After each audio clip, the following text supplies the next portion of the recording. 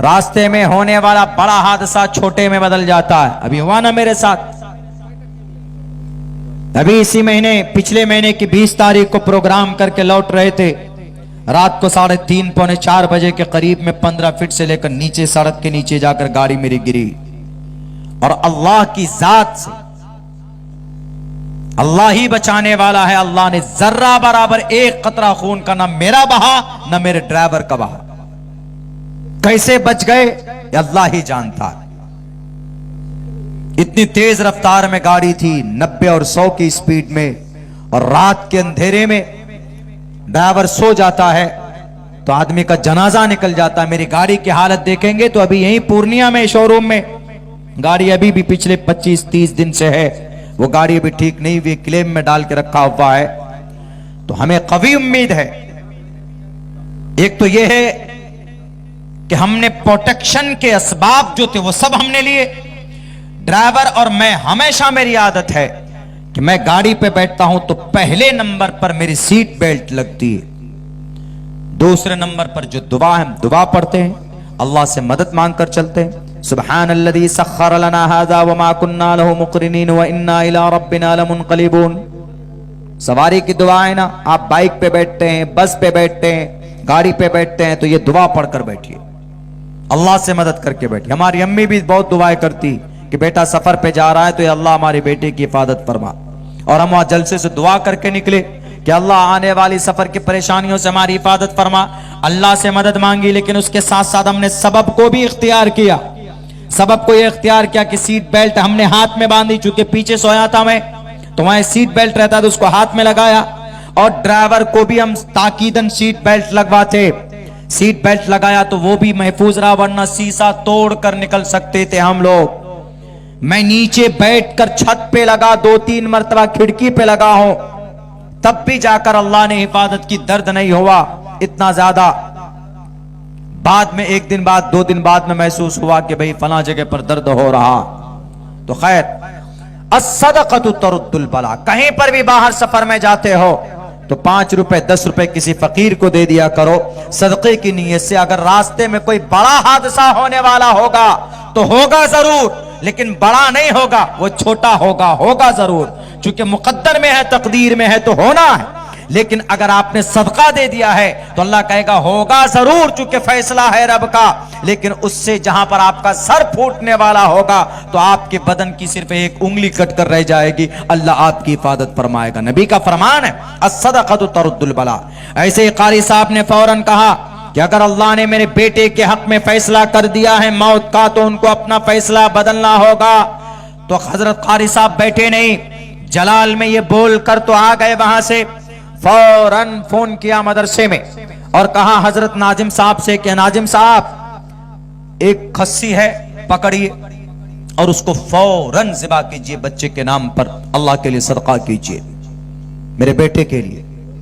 जानते थे अस्सदक़तु तरुद्दुल बला, अल्लाह के नबी की बात झूठी नहीं होती। अस्सदक़तु तरुद्दुल बला, सदका बला को दूर कर देती। तो फौरन उन्होंने उस खस्सी को ज़िबा किया। 5-10 मिनट के अंदर जब अमल करके फारिग हुए तो आधा घंटा नहीं लगा। कारी साहब एक तरफ तो दुआ भी कर रहे, बोल तो दिए वहां पर कि भाई अल्लाह को फैसला बदलना होगा। लोगों ने कहा कि कारी साहब आप काफिर बन गए, आपका ये जुमला बिल्कुल गलत है, कुरान और सुन्नत के खिलाफ है। अल्लाह का फैसला बदलने वाला अल्लाह ही होता है, आप कौन होते हैं बदलवाने वाले। और आपने ये कहा कि अगर अल्लाह ने मौत लिख दिया है तो अल्लाह को बदलना पड़ेगा, गोया अल्लाह आपके ताबे है क्या।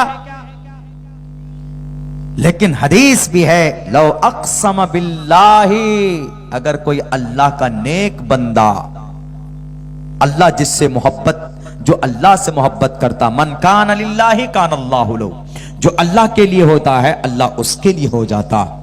मन कान लिल्लाहि कान अल्लाहु लहु, लो अक़सम बिल्लाह, अगर वो कसम खा ले अल्लाह की जात पर कि अल्लाह तुम्हें ये काम करना पड़ेगा, ये अल्लाह तुम्हें आज बारिश करनी पड़ेगी, तो अल्लाह अपने बंदे की रजा के लिए लअबर्रअहुल्लाह, उसको पूरा फरमाते हैं। 25 से 30 मिनट नहीं गुजरा था कि डॉक्टर ने बुलाकर कहा कि कारी साहब आइए, जरा इधर आइए, ये तो मिरेकल हो गया, ये तो मौजज़ा हो गया। आइए, कहा क्या हुआ? कहा देखिए आपका बेटा बैठकर खेल रहा है। वो बच्चा जो आईसीयू में था, वो बच्चा जो महीनों से बीमार था, वो बच्चा जो ऑक्सीजन में चल रहा था, और वो बच्चा 10-15 मिनट के अंदर अंदर अल्लाह तबारक व तआला शिफा देता है। सदक़े की वजह से, दुआ की वजह से, दुआ की अल्लाह के उस बंदे ने और सदका किया, कुरान और शरीयत के खिलाफ काम नहीं किया, बल्कि जो प्रोसेस अल्लाह के नबी ने बताया उसको फॉलो किया। तो जो डॉक्टर 1 महीने से परेशान था, मेडिसिन देकर, दवाई देकर जो बच्चा ठीक नहीं हो रहा था, उस बच्चे को 25 से 30 मिनट के अंदर अल्लाह ने शिफा दी। तो इससे साफ पता चलता है कि अगर आपका ईमान मजबूत है, यकीन मजबूत है, तो जमीन पर आप दुआ करोगे तो आसमान पर अल्लाह आपके दुआ का फैसला करेगा। अच्छे ढंग में कुरान पढ़ने वाले, जो बच्चा हाफिज बन जाता है तो उसको अदायगी का इतना पता नहीं होता। हाँ, अगर अच्छा उस्ताद हो तो हिफ्ज करने के दौरान में ही उसको बता देते हैं कहां पर रुकना है, कहां पर गुन्ना करना है, कहां पर इख्फा करना है। जैसे अल्हम्दुलिल्लाहि रब्बिल आलमीन अर्रहमानिर रहीम मालिकी यौमिद्दीन इय्याका नअबुदु ऐन काफ लाम मीम, ये सब निकाल कर, वरना अगर ऐसे सिंपल पढ़ेगा अल्हम्दुलिल्लाहि रब्बिल आलमीन अर्रहमानिर रहीम, पढ़ता पता ही नहीं चलता। जैसे पुराने लोग पढ़ते हैं, क्योंकि वह तजवीद नहीं पढ़े हुए होते, उसी को कारी बोलते हैं। अल्हम्दुलिल्लाह आपके भाई ने, आपका भाई उस चीज से हमने वो पढ़ा है, अल्लाह ने उस शर्फ से नवाजा है, तो वो कारी साहब से मशहूर हो गए। हाँ, आलिम भी थे वो, लेकिन मशहूर उसी से हो गए।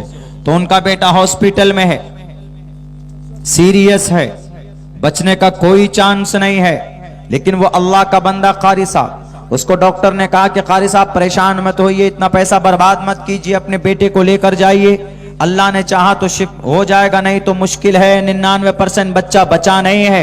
आज तक मेरे पास जितने भी केसेस आए इस बीमारी को, कोई ऐसी मौलिक बीमारी होगी। पता कारी साहब ने क्या कहा? कारी साहब ने कहा कि तुम खुदा हो?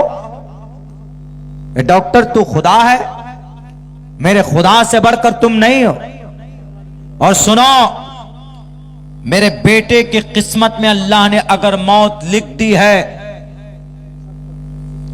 तो अल्लाह को अपना फैसला बदलना होगा, मेरा बेटा जिंदा होगा। जोश जोश में तो बोल दिया। जलाली आदमी होता है ना, जलाली जिसको बोलते हैं, जलाली बुजुर्ग, जलाली अल्लाह वाले, जैसे हजरत मूसा थे, जलाली थे ना हजरत मूसा, यानी बहुत जल्दी गुस्सा आ जाता था, यानी अगर कोई एक थप्पड़ मारा तो तड़ाक किसी दूसरा थप्पड़।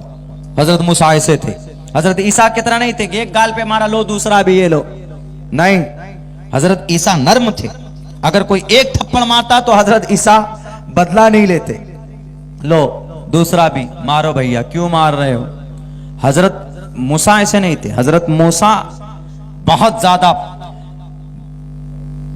उनके अंदर में वो थी, जलाली सिफत उनकी थी। तो यही वजह है कि एक फिरौनी को मारा था, एक ही घुसा मारा तो वहीं पर ढेर कर दिया था, एक घोंसे में। हजरत मूसा अलैहिस्सलाम बड़े ताकत और बॉडी बिल्डर हजरत मूसा अलैहिस्सलाम थे, बैरक है। तो उन्होंने ये कह दिया कि अगर अल्लाह ने मेरे बेटे के हक में फैसला कर दिया मौत का, तो अल्लाह को अपने मौत का फैसला बदलना होगा। जोश जोश में तो बोल दिया, अब करें क्या?